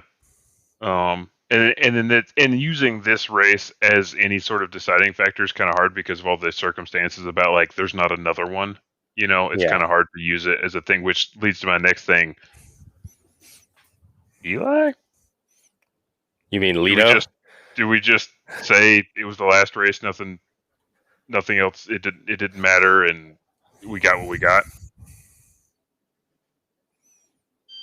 I mean, I think Mm, it's totally fair to say that like it's hard to use this as a judge mm. for Eli, and like this wasn't like encapsulating his season and the performance we saw. It was the last race, nothing mattered, and maybe it is what it is. I think someone could use it to argue, that this was Eli all season, and this is what we got. But I could also would sit all day and listen to someone saying like it was the last race. Like why why would he? Once he realized he wasn't getting paid for a podium bonus, like I doubt there's anything in his contract that says anything about fourth through 22nd. I don't know. With him, it's hard because Eli has stuff going on in his head that nobody else knows about, and it's not like he's very open to the media in general, Mm-hmm. But Jesse did bring up a good thing, like Eli and Roxon are still friends. They still travel together. They both got young families. They both got there's, the daddy life going on this year, and I'll stand yeah, on like positive, negative, however you want to look at it. I think that daddy life for both of them is affecting them at the same time in a similar way, but also in a different way for affecting their motivations, affecting their training. I'll stand 100% behind like that. If a guy like Eli really was 110% monster, having a baby and then also having another one on the way now, it that's an changes a man. easy like it changes the guy, which we've seen with Kenny. Yeah, Like I think that's pretty apparent that he's just a changed person. But then it's an easy way for a guy that maybe if Tomac is at 100 or 102%, whatever you want to say his top is, yeah. that it's an easy just kind of like, well, we can just kind of crank it down one or two. The thing is both of those guys can crank it down and still be in the top three at the end Well, of the year. and yeah, and for You the know, most part, they are, and I'm just saying, like I think the yeah, baby stuff has a lot more to do than most people want to talk about, and I guess they're not going to talk about it on the broadcast because nobody on the broadcast wants to say like, being a father kills your chances of, yeah. you So know, Tomac isn't winning the championship this year because he had to change a shitty diaper and he got peed on. It took him completely out of the game. it might be a Like new way for it to do like sex ed among yeah. Supercross fans. I don't know, just Oh yeah. birth control. You'll never be Tomac. Right. Smoker does bring up a good point with the wrists. I do know Kenny rides those Mogus on both of his wrists, I believe, Mm-hmm. and it could. I mean, it very well could, especially Some if you things we'll listen never to the know. yeah, especially if you listen to the well, I'm gonna know here shortly, you know, but it's if you listen to Rhino, 100%. But the human body's weird, man. It's amazing what you can get used to. Mm-hmm. So to a point, I would say maybe possibly it's a good chance. But to say outright yes or no, I can't do that because we don't know how well Roxon is at kind of adjusting to stuff like that, And we don't know how he likes those set up either. Does he like them kind of loose just so that his wrists don't snap all the way back? Does he like them tight to where he's moving like a robot? Like, I don't know. Like, I've tried those braces on. I'm not gonna wear them. Mm-hmm. Like I'd rather just go a little softer than have to deal with one of those. But I'm also not a professional dirt bike racer. I am a wish I could quad racer. So it's there's a big difference in how much he can ride with them to get used to them, and the speeds and all that. And how restrictive it is, or yeah, like you're saying, how restrictive it is or isn't. I until he sits down with Oprah and does a tell-all, you know, once he's finally done, I don't think we'll ever get the answer from him, the true answer from him about his physical restrictions from these injuries. I think part of the reason why this race was more exciting to us is because I think he does have some sort of mental block, Yeah. not necessarily to go into like Cooper's in his head, but just mental block of I almost had my career destroyed twice by arm injuries. I'm Yeah. going to be just naturally a little apprehensive to riding aggressively. I think it's his wrist injuries have affected him more mentally, in how he rides than his actual like how he Well, physically can ride. But I don't know. that's I have a very it's in the same ballpark type injury that he had with his wrists, and I can tell you the nerve pain just comes on random as shit, and it sucks. So I would imagine maybe there's some remnants of that because there's no like dictation on how long nerve injuries last. I mean, some of them could last the rest of your life, Mm-hmm. you know? So it's, I mean, if he has something like that, I mean, you can imagine just like an ice pick going through your palm at the same time another guy's shoving one right up your armpit, dude. So, and it happens, like I can reach out for that bottle 10 times, and one of those 10 times I'll get that pain, you know? So it maybe it has something to do with that too, you know? I mean, like you said, we don't know the extent that those injuries actually were. We know that it laid him up for a while and he came back different, you know? Could he have some lasting nerve damage or a nerve injury that is causing it? I mean, he very well could. And maybe that's why we see him flash in the pan and then chill out too. Because I'm pretty decent with pain, man, and that stuff will stop me in my tracks. So if he's trying to ride Supercross and that's happening, he's 10 times more of a dude than I am. Mm-hmm. You know, like, but I could see where he would slow down and not want to touch anybody, you know. Yeah. Yeah, I definitely think that's just one of those things where you gotta recognize that there's a chance. There's Yeah, just enough of a chance of something like that could be affecting him, and I don't know why especially, he wouldn't say it, but there's a chance he's dealing with it and he's not telling anybody about it, and that's just well, he's still part of got it. sponsors and contracts to sign, you know, Mm, especially with how some of these guys ride, you know. I mean, you got your elbows out and stuff like that, and you take a decent shot to one of your elbows, man, all those nerves run right through there. So, I mean, if it could be, I'm not making excuses for him by any means. I want to know just as much as the next guy, but I'm just kind of speculating, being in almost, I'm in the same category of break as he is, you know, mm, like through the same area, and just dealing with what I'm dealing with and what I have in the past on some of my other injuries. Like I could definitely see where there's, especially if he doesn't have enough time to actually heal properly, you know. I mean, let's take 8 weeks off and then go train, you know. So I don't know. Like I said, it's not an excuse. It's just could be. But if he ever does do that Oprah episode, man, you're gonna have to give me the cliff notes because I'm not an Oprah fan. So no, I mean, I think to your point is like you're providing enough of a what if reasonability that which is the kind of things that I like to put out there in general for that. Like all you got to do is realize, like, talk to one other person that's in a similar enough boat to realize that, like, maybe that chance of like it something being there is just enough of a oh makes yeah. it easier to comprehend and be like, oh, okay, maybe it's actually not that kind of a crazy thing that like Doug, the relatively like much more like average human being to me than Ken Roxon, the motocross alien. Right. Yeah. He's like, oh, okay, like I totally get. It's starting to seem a Oh little bit yeah. more reasonable to me. Yeah. And that's the shitty thing with nerves, if it is it doesn't take much, man. Like to hurt one of those things. Like Mhm. I hurt mine after my injury literally by just kind of bending over to pick up a water bottle. And that was after my injury. So it could have been something like that where maybe he just got on the bike too soon and something happened, you know. All it just takes a split second, you know, and not Yeah. a lot of pressure. So who knows? And when I went to the doctor, like, hey, like this is happening up here and this is happening under here, and she's like, oh yeah, that's your I think she said it was the median nerve, and just try to ice it when you can. There's not much we can do about it. So like, and that was literally from me just picking up a water bottle. So and that's 3 weeks after my surgery. I got the shit kicked out of me by a 32-ounce water bottle, man.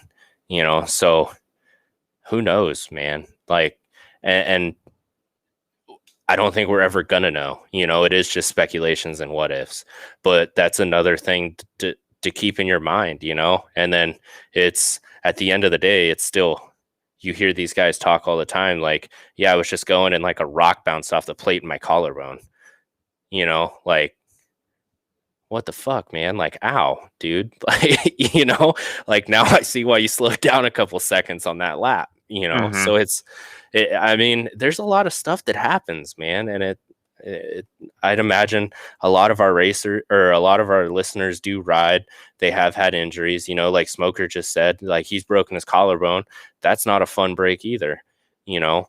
And it happens. And it does kind of hang out in your head when you do go back to the track. You're like, oh shit, oh shit, oh shit. Especially if you have to race the same place and the same rhythm that you messed yourself up that bad. Like it's gonna be in your head, dude. Or you're on the inside in a 180 corner on the inside of the guy who literally broke your arm in his wheel. Yeah. You know, last time. Like I don't think people are giving that situation enough credit sometimes, or maybe they are and they're just you know, whatever. It's Playing just it like you off, said, it's yeah. one of those things until you've had something similar, like you can't even comprehend what that is. I still think that that's a gnarly place to be in. Like it happened. Like that had to hurt like just Oh unbelievably, yeah. right? And so you're dealing with that, the pain, all the after effects afterwards of like I may never race again, all that stuff. That's just not something you know, go to a yoga session and wipe out of your brain. If you are, please let me know how you do that. Yeah, Because I'll sign up for a class. yeah, I like got some front tire issues I need to wipe away. right. Yeah, like so I mean, I don't know. It's hard. We're diving a lot deeper into it, but I think this is a good conversation because he did fade off so fast. I mean, he was up there and then he Mm-hmm. wasn't multiple Yeah, it's not times like this it's the year. only time he did it. You know, Yeah. kind of this year. He didn't have a lot of times with it, but it happened. And like I said, it's not a perfect one to go off of because it's the last race, and once you realize that he wasn't going to win to even give Cooper the opportunity to finish 19th or worse, then you know it's like, well, I'm I just mean, gonna. we talked about it last week too, man. Like for Cooper not to finish in the top 19, there's some crazy shit that has to happen. And Yeah, you know, it's funny. They were. I was listening to Mathis and JT and Weech talk about it today, and I didn't even notice, and I'd having to go back and look at it, but they were all talking about because it just done one of those erasable pods on the 2017 Vegas incident with the bunching and Eli and Dungy, and Mathis was like, "Oh yeah, man, I think I saw Roxon, you know, doing some bunching trying to get Webb," and I was laughing at it because I mean that's if Roxon's in first place and he's trying his hardest, like that is literally the only thing he can do yeah. to make it to do something is to hopefully he does a little bit of bunching and gets aggressive with Webb. And you know, like I've watched it right now, they're one of these corners where Webb's on the inside or the outside. Maybe he does something and takes Webb out, and that's his only hope at Oh winning this yeah. championship is to literally take Webb off the track and hope he gets 19th or Yeah. worse. You know, And I don't see Roxon as being that guy anyway. no, it's definitely not. I think he was aggressive tonight as he's going to be probably for a long time. Yeah. It was great Or to else watch there's him in an that heat race though, man. He was getting it, dude. mm-hmm. He was ready to throw down. And then somewhere he lost that feeling. But He just couldn't bring it. But yeah, I mean it was a great night of racing, all things considered. It looked like it had chances of being one of the most boring ones. oh yeah. Everything, the finish, Marv riding great again, the action with Sexton, you know, making it up from, you know, he's fourth here, a couple laps in, makes it around all three of them to get up lead. The Barsha Anderson stuff was exciting. What they did show on camera, that was great. Yeah, it was a good night. It was a good night of racing. Oh yeah. But Yeah. I think without going too much further deeper into review territory, let's touch on some GNC. See, yeah, Yeah. So, in case you guys didn't know, on the Discord, if I have the ability to, on both Saturdays and Sundays for the GNCC race, we have a whole section called The Races, where we will either do a couch cross style with like Supercross and motocross coming up, or what I like to do, because I'm a big cross country guy, is I will stream the GNCC race to that site or to that room and then sit there and talk to whoever wants to show up, because I love GNCC and cross country racing just as much as I do Supercross and motocross, if not maybe a touch more. But without too much further ado, for the inaugural Hoosier race in Crawfordsville, Indiana, round 6 of the GNCC ATV PM overall top 5. We had Bryson Neal coming in first place out of Bidwell, Ohio, knocking off the one and only Walker Fowler, who came in second place out of Rogers, Ohio. Now, Walker Fowler is a machine. Like, we talk about how Webb is a machine, but Walker Fowler is like the kind of guy where you show up to the track and then he pulls in and you're like, oh shit, Walker's here. You know? Oh, like, he's quads. Did you say this was quads? Yeah.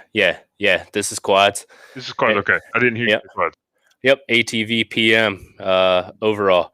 In third place, we had the rookie sensation out of Newfield, New York, Hunter Hart.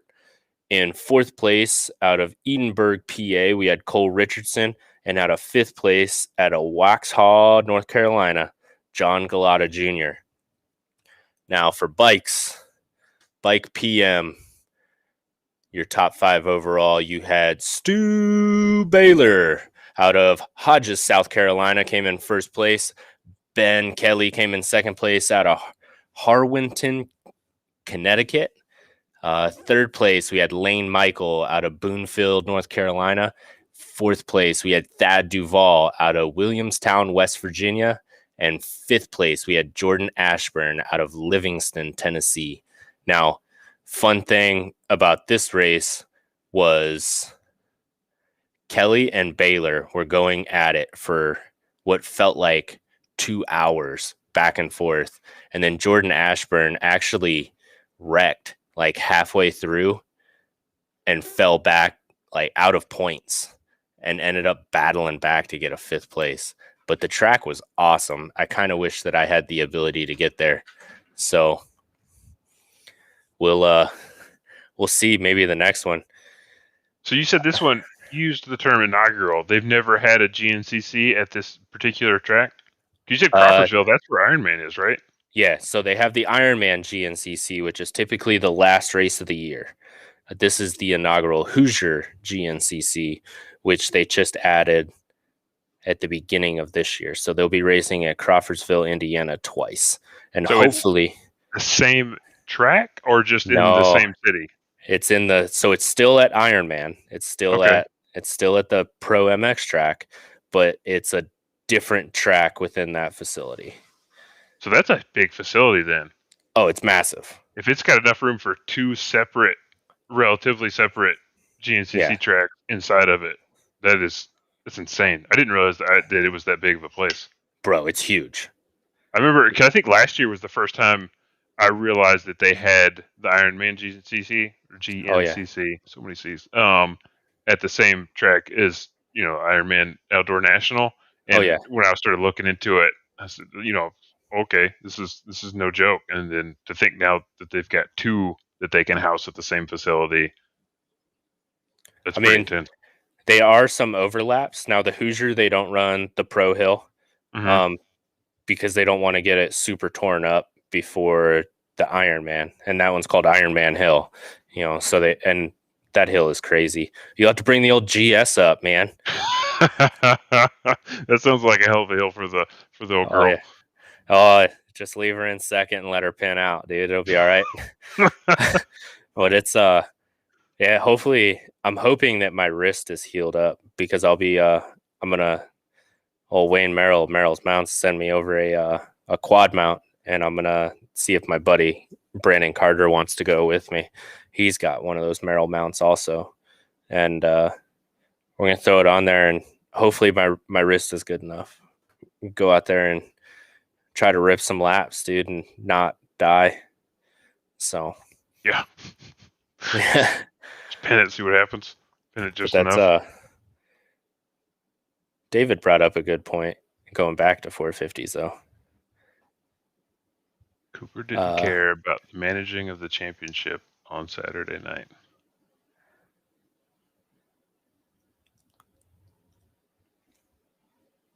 I mean, well, is that? I wonder if he means like in a good way or a bad way. Because I wouldn't think that Webb was the kind of guy to just let it ride, right? Nah, And like just take it easy. Say if like he just got one of a terrible start, unlikely, uncharacteristically for him, if he would have just ridden in 15th place and just kind of let it happen. But I I also probably wouldn't have put money that he was gonna battle like he did to take home first place. I was oh yeah. impressed. Oh, so there says he went for it. Yeah, Well, he I even said in the press conference, he's like, I got here today and I was thinking about just hanging back and just winning the championship. He's like, and then I felt good and I felt like I wanted to win, so I went out and won. I'm like, all right. Like, yeah okay. I don't think I would expect anything less from you, you know? yeah yeah, and that's the thing. Is like I felt bad that I didn't think that that's a thing that he would do. Yeah. I would have figured he would just but I'm more of a play it safe kind of guy in that kind of thing to where like maybe I'd casually battle up to like fifth or eighth, to like show that I'm not riding in 15th when I'm the championship winner because I don't want to be that guy, but I also don't want to be the guy that even though we're a month away ruins my chances of not showing up for Outdoors. outdoors Yeah. and also admittedly I wouldn't want to end up in a hospital instead of my championship party. Yeah. True. That's That's where my head would be at. Not even gonna be ashamed about that. I'd rather be drinking with my buddies than in yeah. the hospital because I made a dumb move that I didn't have to make. Depends on how cool your buddies are and how good they are at sneaking in a little bush latte, dude, into the ER, man. Oh, this is true. That could also make for an interesting championship party. Right. Might be easier in 2019, but Right. yeah. Oh, yeah, it'd be awesome. Smoker, if you could hit me up with some information about the Takate Enduro. I spent the last probably close to a decade out in Los Angeles, and I went to a lot of races out there and raced in a lot of the races out there. It sounds very familiar. I very well could have ran in that one. But if you could hit me up with some information on it and kind of jumpstart my memory. I travel a lot for work, so I try to travel with cool races. Like I try to be in places that have cool races going on like that weekend, so that I can hit up some races and get some work done throughout the week, because why not? So let us hit us up with some of the information for that. And like I said, I might have already been there, but I'll go back. I love enduros. So I just watched the one section where AP and Dylan Ferrandis were side by side through that long rhythm section, and they were just perfectly side by side through the whole way. But then they changed up their speed a little bit entry into that corner, and then had the different lines coming out of it into the next one. I mean, it didn't look like it was going to provide action like that, and to see two guys literally handle grip to handle grip, same team just oh side by yeah, side like that. Oh, so exciting. oh yeah. And we So got to see that a GNCC, lot this year with those guys. yeah. So the GNCC, that was the Saturday ride. Saturdays are ATVs. So Mhm. Saturdays during GNCC is all ATVs, and Sunday is bikes. So Okay, so it's then, a whole weekend. so you already went over the bike results because you were talking about Stu, right? Yep. Old So then, Stu. quick. I know it's way more complicated than we probably got time for, but a quick rundown of. I know it took me a minute to catch it the way they phrased the overall winners and everything for the time that Sipes and Pastrana ran. But what's the rundown on the way that session started where Sipes and Pastrana won? Because I know like Ryder was asking about it earlier in the Discord. I don't know the differences about the different sessions and how many like that one they ran in had way more classes, obviously, than just theirs, right? Yeah. Yeah, there's usually between like 10 and 15 classes, sometimes more. So I haven't looked up exactly what class they ran in, but I believe it was either trail rider or sportsman. I think Mm-hmm. they ran in sportsman, which is a non-series points. It's kind of like if you just want to show up, pay your entry fee, and race for like an hour and a half to 3 hours, or not even race, just ride around on the trails with everybody else. That's Mm-hmm. the class for you, man. Like you don't have to be good at it, just as long as you know how your brakes work, how to twist the throttle, and how to use the clutch, you can show up and race. You got to have obviously a helmet, gloves. They prefer if you have long sleeves, but a lot of guys, even on the trail, they'll pull them up. You know, long pants and boots that cover the ankle, man, and AMA competition card, and you can show up and race any GNCC. So it's in the morning is what they typically call the amateurs, even though everyone that races GMCC under the AMA is considered an amateur. Um, but they'll have what's considered the amateurs of that series, which is anywhere from 10 to 18 classes that all run. I believe they run an hour and a half. So it's, and there's some badass dudes that run that, like that, what's her name? Becca, the lady that won the overall for the morning. Yeah. She's dude, she's fast, man. Like I've watched her race a couple times and she's fast, dude. So I mean, she beats Sipes and Pastrana for the overall. You know, I Yeah. mean, granted, it's I did send Jesse, if you're still listening, I sent a couple of videos to the Instagram of Pastrana just completely eating it. So he tried to do a seat bounce, a creek jump, Oh, I saw and that one. I had to watch didn't that make 3 it. times before I realized Yeah. what he was doing. I was like, "What just Yeah. happened there? Holy cow, that was nuts!" The fact that he came around, saw that, and was like, "I'm going to do this really fast." Well, it's Pastrana. Yeah, I'm sure that wasn't his first lap of trying it, but man. Yeah. So it's it kind of goes down like that. It's they have some right down in your area. They actually just Oh ran yeah, it they got like Big Bore and stuff like that was just down there. yeah, Um they've got I think 2 more coming up, and that was I got when you sent me the schedule, I got really disappointed because all the every weekend that they're here in the area, I think I'm out of town or have something going on. I was really disappointed. well, let's shoot for next year, man. Except for the one in, I think there's one in like Piedmont, North Carolina area that I think I'm actually here for, but it was just far enough away, and you weren't gonna. I think that it was one you said you weren't going to. Uh Um, where I've already given away my time for that weekend. Uh, let's shoot for one next year, man. I'll bring the yeah, quad I'm down. down. I'll try to talk some of my buddies into it, and let's make a weekend out of it and invite any of our juggies and try to talk Jesse into going. I'm trying to talk Jesse into running the NOAA series, the NYOA out of New York. I'm trying Yeah, to talk him into going up there. I think him and David would have a good time just listening to Jesse talk about how they ride and stuff like that. So be the way to do it. So then on the on, I'm trying to pull this. Oh my goodness, they have so many results on their website to try to even look at. So the I think where I was getting confused and Ryder was getting confused was they made it sound like they were saying Becca won the overall in that like session, like she didn't have the weekend overall, no, right?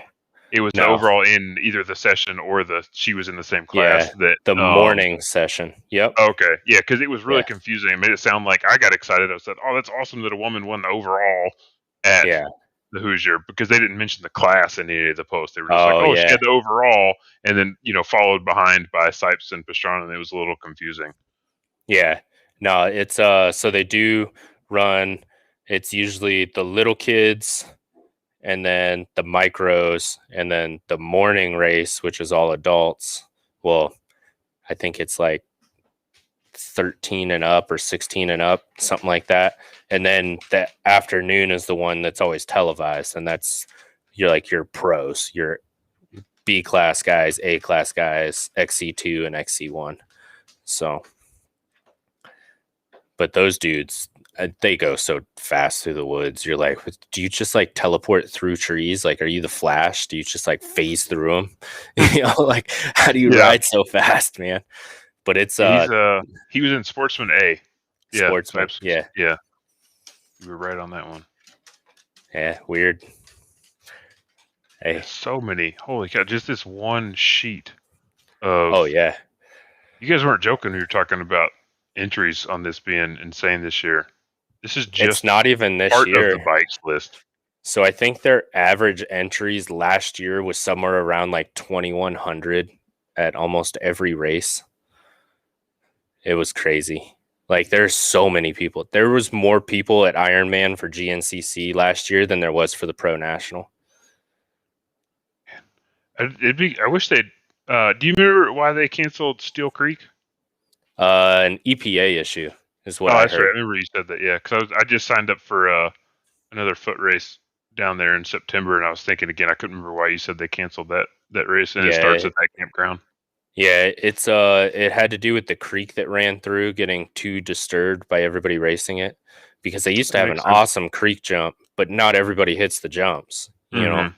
So then you still get probably half the guys, more than half the guys in the morning and half the guys throughout the whole rest of the day. That's not jumping the creek but going through it, and I guess it was causing too much environmental impact. So I could see people in that area being concerned for that reason. yeah.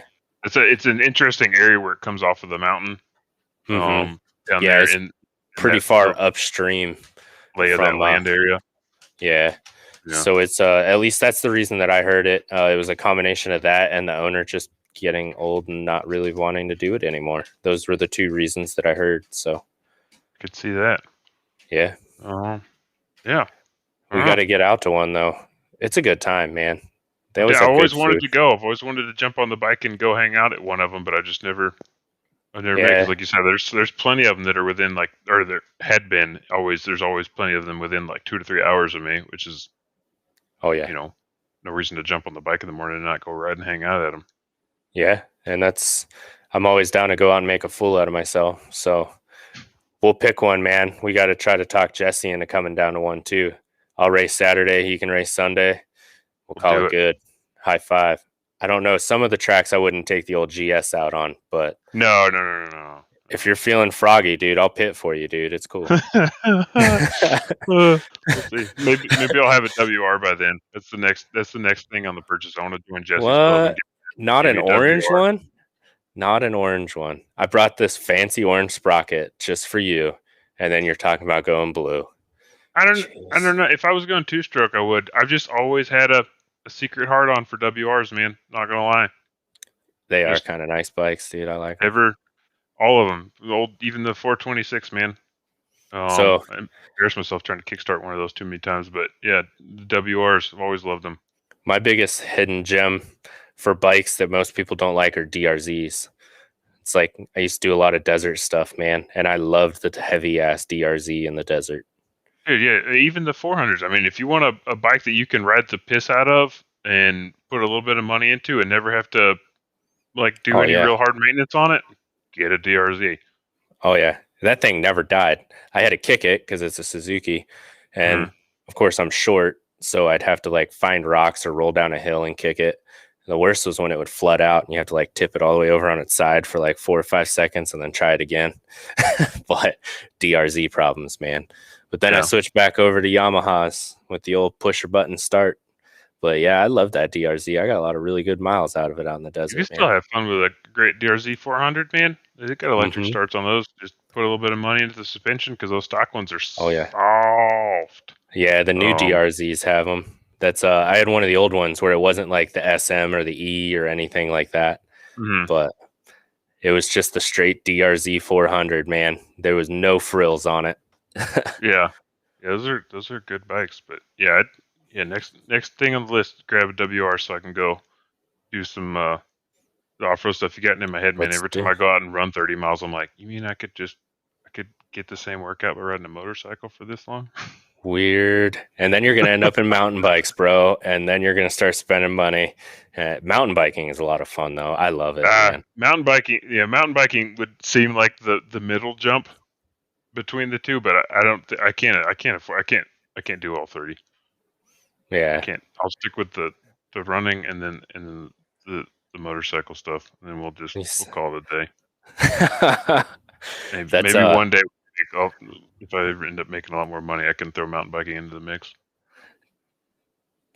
David's got a good bike, the old KTM 500.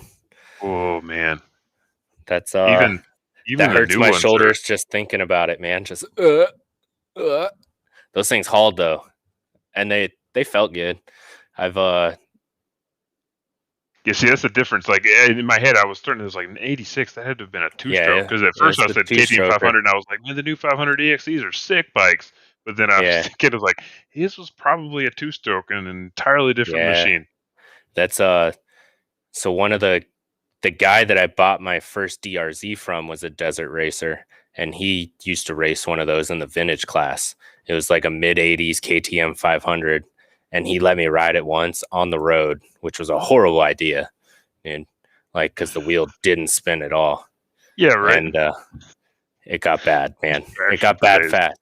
So I didn't rip the subframe off or the rear fender or anything like that, but like if you looked at the throttle, even like cross-eyed, it was like brap, brap, brap, brap. And you had to have some upper body and core strength to hold on to that thing, man. I can't even imagine. It was fun though. Nightmare. I'm sure it was fun, especially for a short guy, where it's like, yeah, because you just put your feet down whenever you want. Yeah, I look like, well, even on this thing, I'm sitting on like a bar stool, dude. My feet don't touch the ground, but yeah, it's fun. But I don't know what else do we got, man. I was trying to keep up on a lot of the news, but there wasn't. Next week, I think we're going to start hearing all the crazy rumors going into 2022. It's going to be some interesting stuff happening over the next 3 weekends and 4 weeks for sure. I think the only thing that I really had just written down, I mean, I think if you haven't watched this race, it's worth watching. I was watching it again. I've watched it once today. I watched it again last night. I was watching the mains while we were doing this, and there were so many just neat moments in this race where I think it's not often you get a final round that's still exciting, and seeing especially the 250 guys, like remember Swole in the heat was exciting to watch. You know, he'd kind of fallen off where we didn't get to hear about him that much. And you know, seeing Hunter and McAdoo going back and forth at it, that was exciting. Hunter just had a level of aggression that you don't get to see much at him, because it's been where he'd make a mistake and then just haul ass through the pack, and that was exciting in itself. But seeing him up at the front and get to do some, you know, battling, this was a good race to watch. If you haven't watched it yet, even the highlights were good. They didn't even have to try to find highlight videos. Speaking of highlights, man, we still got to do the drive and the sauced it. Oh yeah. So to the Sunstar drive of the race. What do we got? We're doing 250 and 450 on this one. Yeah. So we had Bloss and Marchbanks, both of them gained 7 positions from their start position to finish, you know, over the course of the races, and they were really the only one. There wasn't really anybody close. There was some five position guys, because we were talking before the show when we were trying to figure it out. I remember watching the race, and you know, you had back and forth with like Webb and Sexton, and it seemed like there was a lot of passing, but there wasn't a lot of outright like net gains over the course. And so yeah, and I'm not gonna lie, man, I've had some low moments on Benny Bloss this year, and it was over him pulling off when he got hurt and just not caring and pulling off before the race. His ankle's not doing too good, and the ride he's put on at these last 2 races is pretty impressive. So I've always been a pretty decent Bloss fan. I was until this year, and then he pulled off, and I got pissed off at him. Yeah, that's kind of the way I am with Marchbanks, with that move that he pulled. Was it a couple weeks ago? I lost a lot of respect for him, but both of those guys I've always cheered for him, man, whenever I could, you know. Mm-hmm. But it's how about this? Yeah, for Marchbanks to do that was pretty good. Oh yeah. I mean, it would have sucked if he started in the back and didn't gain points, but in 7 positions on a track like that's not easy. Yeah. How about the bro taco sauced it, dude? This is a complete bonehead move. Oh. Yeah, that was we got Yeah, Wageman did not Wageman pull and the some smart moves in the 250 LCQ. right, and it was going back. It just flashed in my memory, man. Uh, the broadcast didn't even catch that it was a Red Cross flag either. They were like, "What's going on?" Oh, he like jumped right into him and landed on him. We're like, "It's a Red Cross, man. Why you jumping anyway?" You know. Yeah, So it's maybe you didn't see it. I don't know. It's yeah, because it was they were coming out of the left-hander at the end of the start straight, right around that corner. yeah, The big flat turn that was or no, yeah, that was that corner, right? yeah. And the Yeah. flagger was standing inside. Mm-hmm. Yeah, that was. Yeah, I remember watching that one. And you're just like, well, but there was so many just WTFs right there in that moment. Like, why? Oh yeah. Why did they do that? My Oh, my favorite part of that whole thing though was watching the track worker try to pick up his bike, and he couldn't pick it up. It was sitting like right next to the. It was sitting basically perfectly so that he had to pick it up like uphill, and it mm-hmm. just watching that dude struggle to pick that bike up. I was just sitting there like, ah. Yeah, I just rewinded and I'm just watching it right now and just seeing Wageman go like face first into that jump and Slosher just Oh going yeah, down. You're like, what? Everything they did right there was both of them were just. But yeah, flaggers. You know, yeah. there's. So that's your bro taco sauced it moment. Your Sunstar drive of the race. Uh, Congratulations to our award winners. We It's will not be mailing you your trophies. we have pick'ems also, dude. We almost Oh, forgot, man. holy cow! These damn rabbit holes, dude. We can Oh, sit here and talk. Well, we do sit here and talk about this stuff all day, and then we get on yeah. here and talk about it even more. So let's let you do your thing real quick. I'm gonna throw it up on the screen for all you people watching. If you're not watching, we're gonna do a quick breakdown, audio style too. You can always go over to power2theground.com, click on pick'ems and results. You don't even have to play to see the results. Stop in and see how it's done. Yeah, so I don't want to steal it away, but technically I swung for the fences and I got really lucky this last round. It came out with 12 points and I accidentally claimed the lead on this one. I Right. didn't think it was going to happen. It was close. It was so close. I figured that the 250s were going to be kind of a spoken for. Um, main event and the points were going to be close and I just wasn't going to gain anything, and the same thing with the 450s, and that was not the case. I got lucky in getting some a couple of 2 point exact picks and in taking it, but as as a member of the PTG crew, I do not take awards. So our winner technically for the guys playing was Brian Bearden. He came out and put in a solid 17 rounds with a 145. But also, as you can see here on the screen, if you're not watching along with us, if you're just listening, Cole Platt finished in second with 144, and Terry Schaefer with 440 or 144 also, and then our own Doug here finished in fifth overall with 140. So it was super tight. And then respective, mentioned Curtis Johnson. He finished sixth place overall, and he, like Doug, both of them missed rounds, and still they didn't finish fifth and sixth because there were only six people playing. It's because the points were that close. Oh yeah.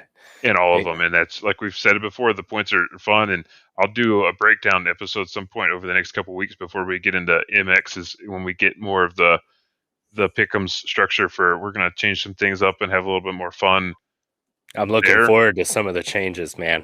Um, I don't think yeah, I mean, we're definitely gonna make some changes. I don't think we've 100% decided what we're putting in place for MX and what we're gonna wait for 2022 for SX, but we're definitely gonna put in some changes and gonna try to play. But I'll try to do an episode where kind of break down some of the more solid strategies about just show you what worked this season, to show you why um, Brian and I were battling and going in Cole, like all three of us were going back and forth these last few rounds.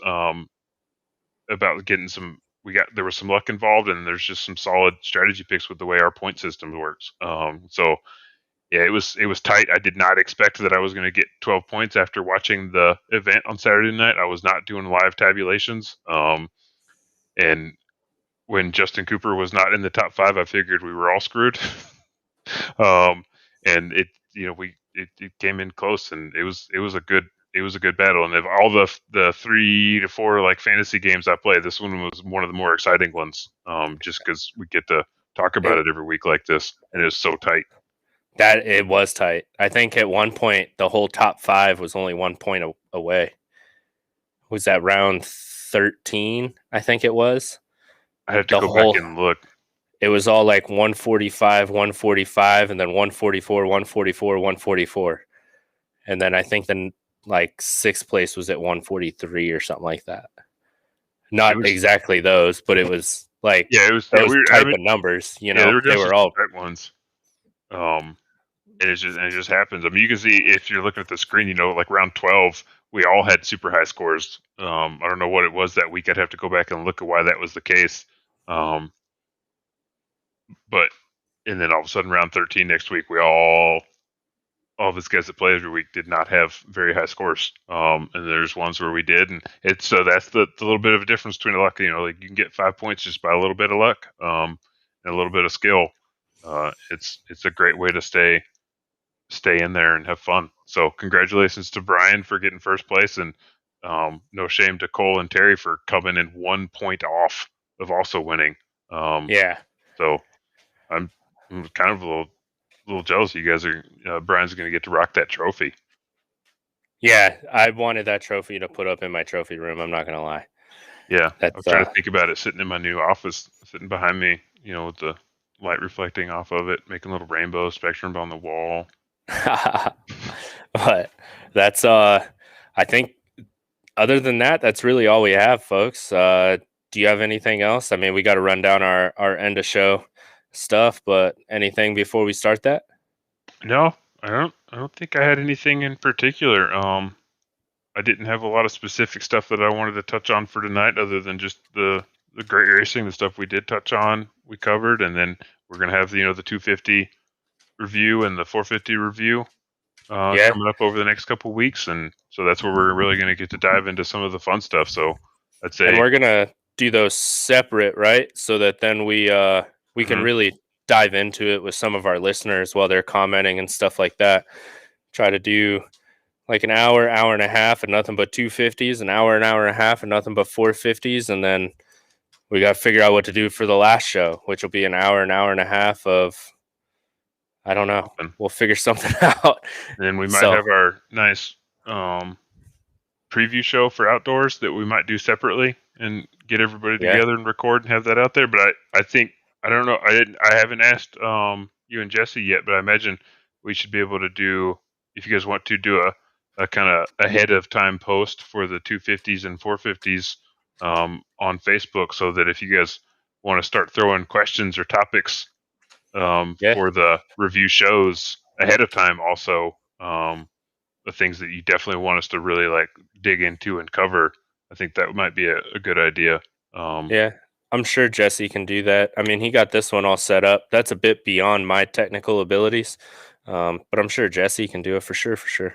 Yeah. So hit us up on the Facebook. Come join us on the Discord, man.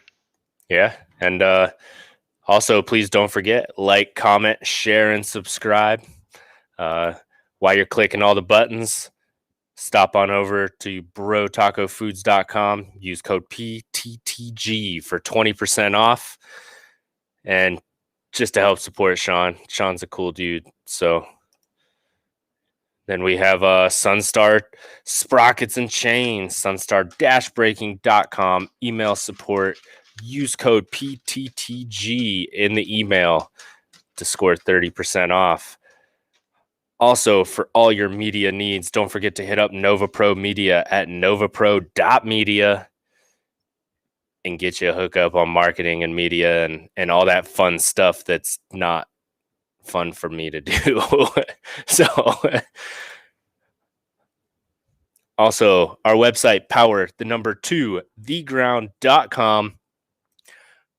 When we are in the middle of a season, don't forget to stop over there, play some pick'ems. Like we said, we have some awesome stuff coming down the pipe. We're just trying to get everything figured out.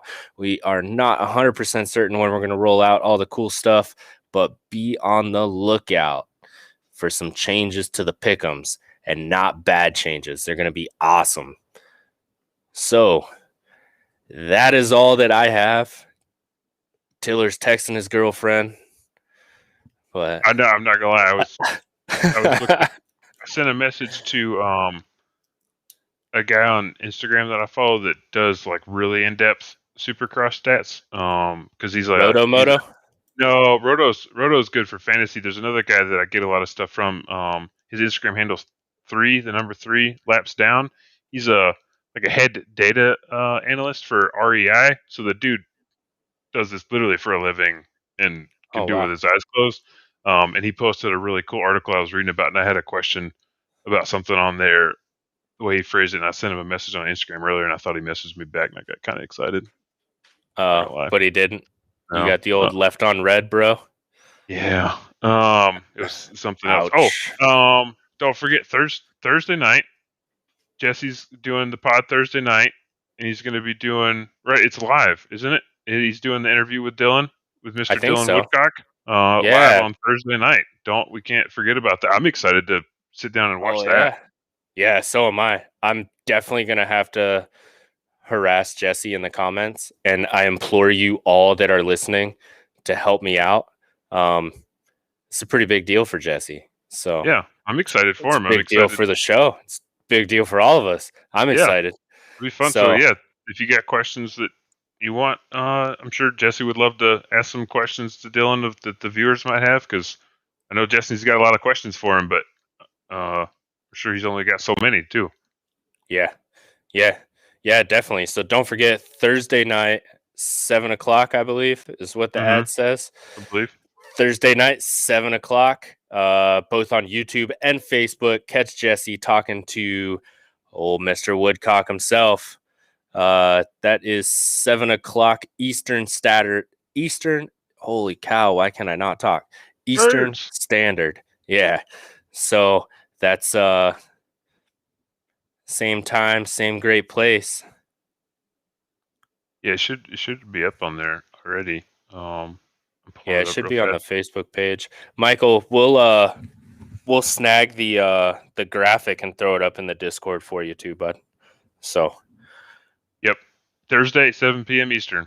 Yeah, I'm pretty excited. Like I said, so jump on there, because Jesse's been good about throwing the links up there all the time, so it's easier to set the reminders for when the videos go live. That'll be fun to see him do that interview with Mr. Dylan Woodcock, see how he's doing.